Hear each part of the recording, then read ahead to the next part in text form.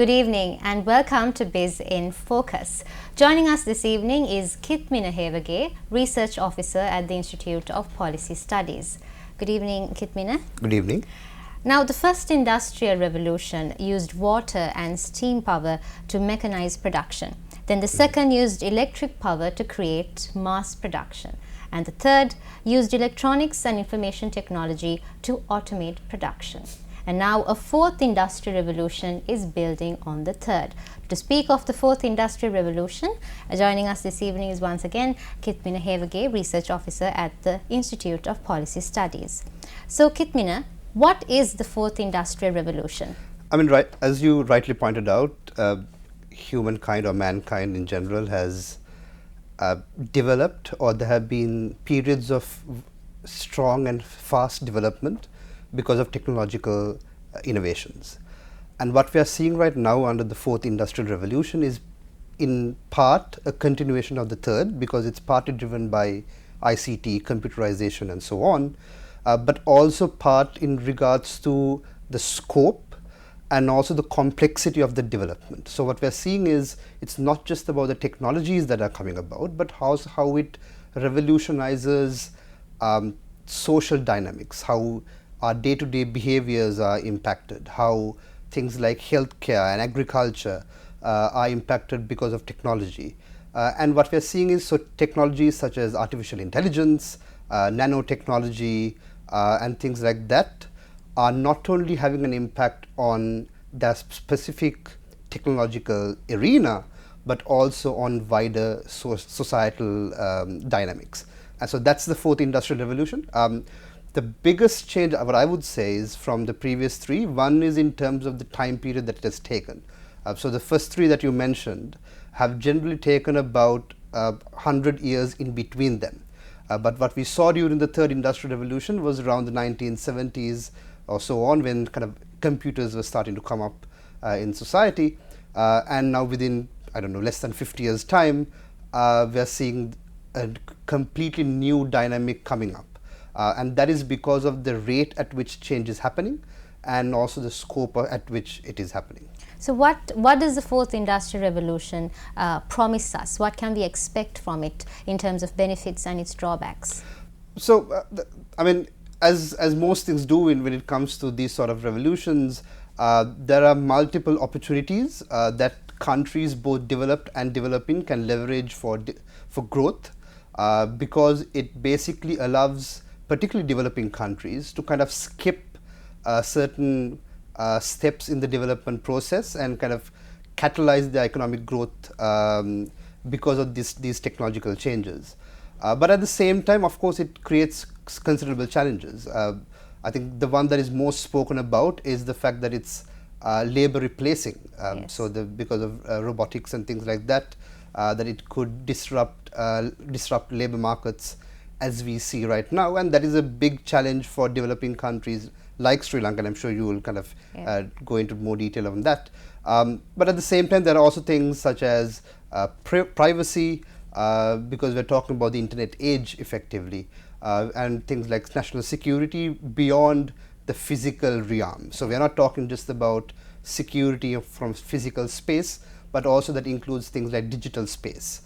So there are multiple challenges, but at the same time there are a vast amount of opportunities, and it's a challenge for policymakers, it's a challenge for you and I as individuals, but also private sector firms and so on, to try and balance it out and try and figure out a way to leverage the opportunities and mitigate the challenges or the negative repercussions. So Kitmina, as you pointed out just now, as we move towards the fourth revolution, one of the main concerns is that many jobs will become obsolete, and the World Economic Forum estimates that 65% of children entering primary school will find themselves in occupations that does not exist at present. So what is your take on this, and how do you propose that we adapt to this change? So the fact that 56% or 55% of children will be doing new jobs that are not right now in the market means that there are lots of new jobs being created. That's the other side of the statistic, the positive right? side The positive of it, side. yes. So yes, there's going to be a lot of labor displacement, and in this year's IPS State of the Economy report, we go into quite a lot of detail into analysis as to how this would affect Sri Lanka. So we find that jobs like typists, sales clerks, and so on are most at risk of being displaced, whereas high-skilled jobs, or kind of more at the upper end of the ladder of technical expertise, are less likely to be displaced because of this sort of automation. So what it really effectively does is it creates a lot of new jobs whilst making certain jobs obsolete, and the challenge is to make sure that people who lose their jobs because of technological displacement are able to transition into these new jobs. The best example is the ATM machine. So in banks, when the ATMs came, everyone thought that it effectively made kind of clerks, tellers, bank tellers obsolete. But what it actually did was it made the job of the teller in terms of cash dispensation obsolete, but it allowed tellers to do a lot more in terms of banking activities. So it created many more jobs because now it became cheaper for banks to open up a lot more branches in different places. So bank tellers didn't become obsolete. It's just that the jobs that they are doing as tellers has shifted because of the innovation of the ATM machine. So there's this misconception that kind of the ATM replaced tellers, but what it actually did was it replaced a certain specific job that was being done by tellers, allowing banks and tellers, individuals, to kind of then expand its influence and expand its tool set to cater to society. So Kitmina, you spoke of high-skilled labor, and that those who have high-skilled labor are less affected by the change in technology. So this year, I did a bit of research, Kitmina, and in July this year, the South African government committed to adding a number of technology-focused subjects to the school curriculum as part of its skills revolution, and with the objective that more than 1 million young people are trained in data science and related skills by 2030, and they are introducing subjects such as coding and data analytics at a primary school level, and thousands of teachers are currently trained in coding. So they are adapting to the change. Now, in terms of the local arena, do you think the current education and training system in Sri Lanka addresses this transition, the digital transition that the whole world is facing? So one of the big challenges for Sri Lanka is, before we move on to kind of 4IR specific curriculums and so on, is the basic structural factors. Yes. So for example, our computer literacy rate is around 22%, if I'm not mistaken. And that also has vast variances. Urban sector is around 36%, the estate sector is about 8%. And computer literacy is a very basic skill set. It's just a matter of opening up a computer and doing something. And that won't work in the 4IR kind of era. So what we need is, A, to make sure that access to these technologies is addressed, but also in terms of structural issues. So things like technical education, because only a very small percentage of our population has access to tertiary education or a technical and vocational education. I think about 10% of those who are 20 or above in the population. So those sort of structural issues need to be addressed first, and that's partly because, A, the state obviously does not have the capacity to give as many people as they would like access to tertiary education. There aren't many opportunities, a parallel opportunity, for example, who wants to access private education in terms of tertiary and technical education, and things like that. So those sort of structural issues are a bigger barrier to Sri Lanka's, let's say, human capital readiness, in terms of making our human capital ready for automation and the fourth industrial revolution. And then, of course, at the same time, we need to integrate things like technical education from a much younger age. There are certain things that are being done to the curriculum. It's not like it's not happening. There are things that need to be done, but those structural issues need to be addressed and need to be prioritized. this is a bit of a chicken and egg story as well, because you might say, let's deal with this before that, or not do it before we address the other. But to be perfectly honest, it can happen at the same time. But if we don't address the structural issues, regardless of how innovative educational curriculum is, we are not going to see the benefits of it. So it needs to happen hand in hand. The educational curriculum needs to reform and kind of to update itself to what is required now, whilst at the same time we kind of address those underlying issues as well. Okay, thank you, Kitmina. And with that, we're going in for a short commercial break. Do stay tuned for more on the other side.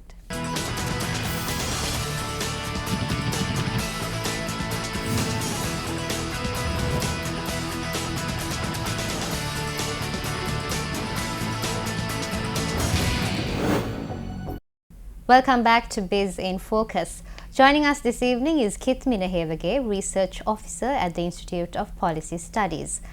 So, Kitmina, as we were discussing about the fourth revolution, fourth industrial revolution, another major concern of this digital transition is the potential to robotize humanity and deprive us of the best parts of human nature, such as creativity, empathy, heart and soul. So, and of course, the smartphone is one such example. How can we shape a future that works for all of us by putting people first and empowering them?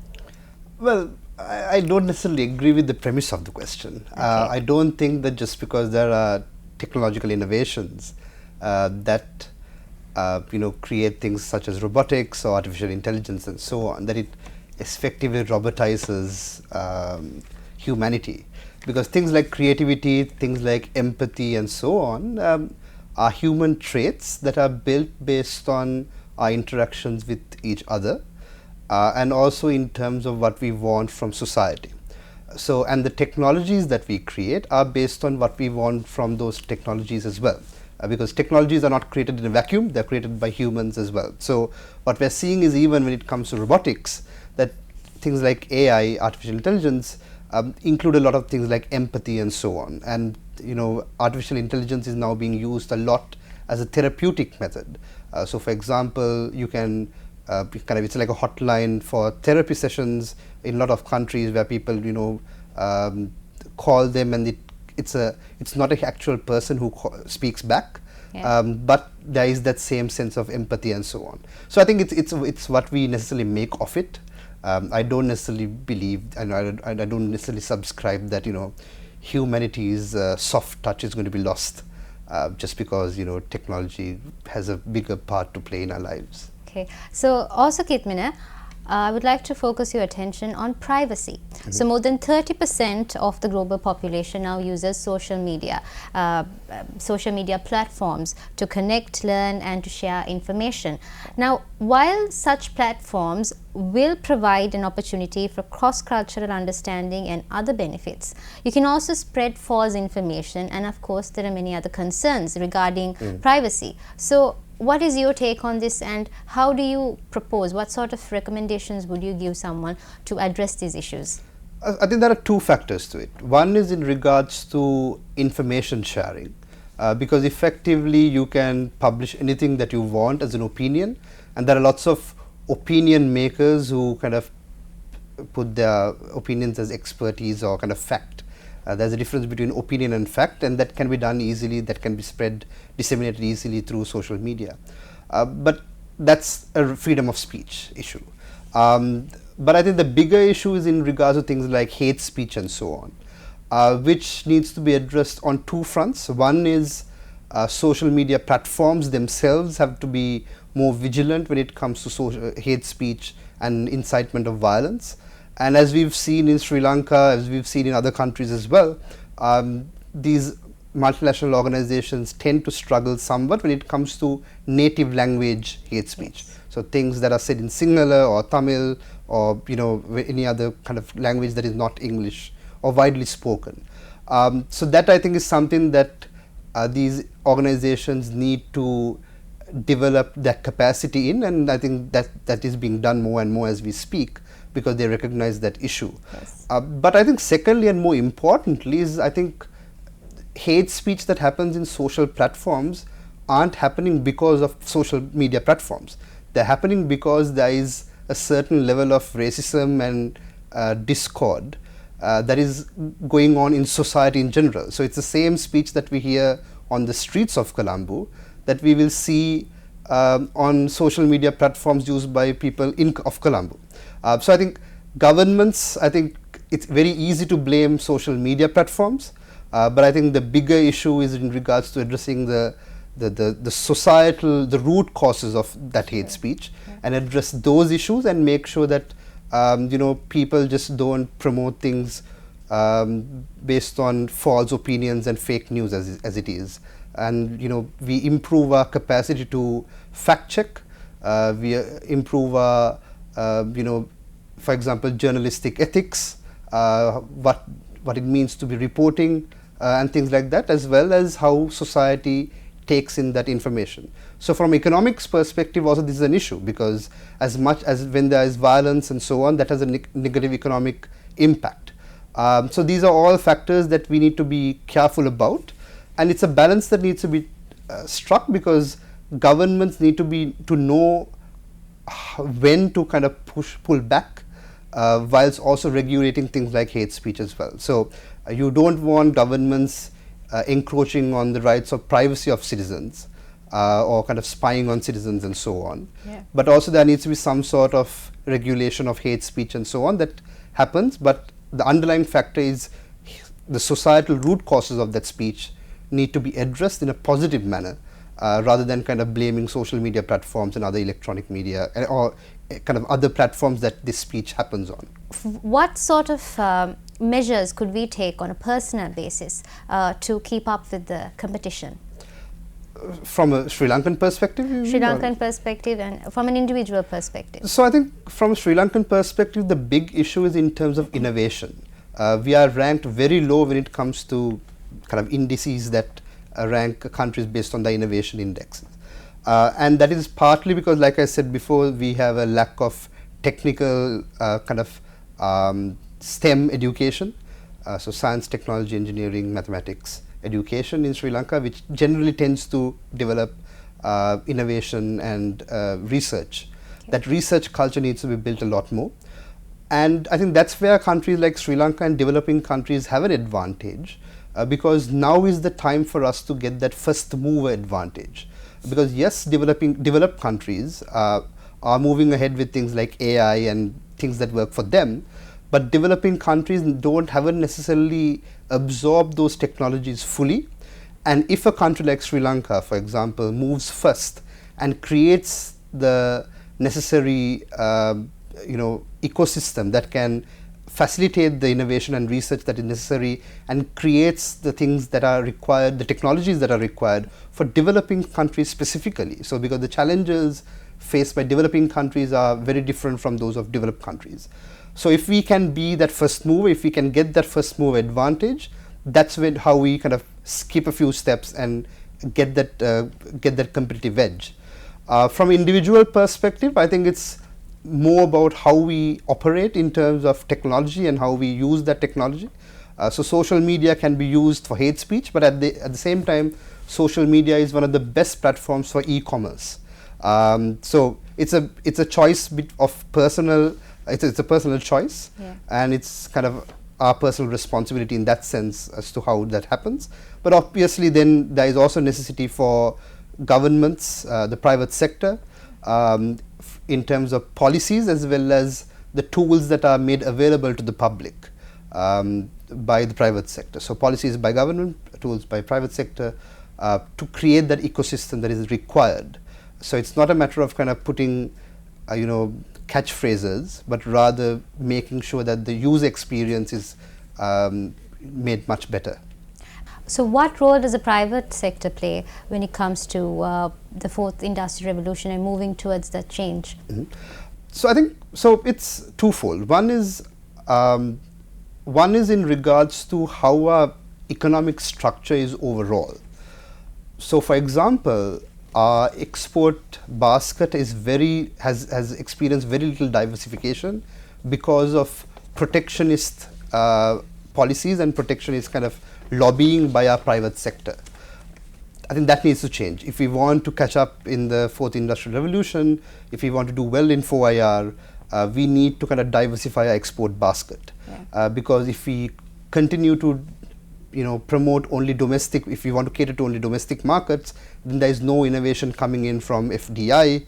Sri Lanka will no longer be a viable destination for FDI because other countries would have moved ahead and become a lot more feasible for investment because their employments, their labor market, for example, will be more high-tech. So that's one of the big issues that we need to address structurally. Secondly, in terms of our exports, in terms of our manufacturing, only about 6% of it is manufactured value added from medium to high-tech technology, which means that we are very basic in what we produce. So I think private sector firms have to be a lot more cognizant of the wider impacts of what they lobby for, because it might work, it might bring them benefits in the short term, but in the long term we are being left behind because of protectionist measures that we might take up. And so we need to kind of diversify that export basket. We need to encourage more FDI and diversify our production processes in general, which includes a lot more high-tech investment and manufacturing rather than the very basics. Those in the first world countries are generally ahead in terms of technology, and of course they have gained the most of it from because of their ability to consume such products and to be able to purchase such products. So what do you think, so this may lead to various issues such as economic gaps and segregated job markets. What is your take on this? So governments need to, I think, from a domestic perspective, government needs to take policies, like I said, that accommodate labor that is displaced because of technological automation, for example, to be able to move. And that happens when we have an agile labor market. And for that, the education reforms and education processes need to be adjusted accordingly. So that's one thing. As long as we have an agile labor market, as long as the labor market is well educated, as long as they can kind of switch between jobs, then that can be addressed on one factor. In terms of gaps between countries, developed and developing, I think, like I said, as long as we are able to cater to a niche market such as the needs of developing countries, we can then go about it that way. I don't think we need to be kind of disheartened by the fact that these developed countries have already moved forward on certain aspects, because there are plenty of developing countries. So for example, Rwanda, which is a developing country and has gone through a genocide as recently as 1994, is now one of the leaders in the technological sphere in the African continent. So that is a good case study of a developing country which has used and reformed and made sure that their ecosystem and their governance structures and so on are catering to the new challenges, the fourth industrial revolution. And for them, they've opened their markets up, they've got in a lot of FDI, and they are able to cater to the markets in the African continent as a whole. So those are the possibilities. So it's not just developed countries that are doing well with these technological innovations, it's developing countries as well. And with that, we wrap Biz in Focus. Joining us this evening was Kitmina Hevage, Research Officer at the Institute of Policy Studies.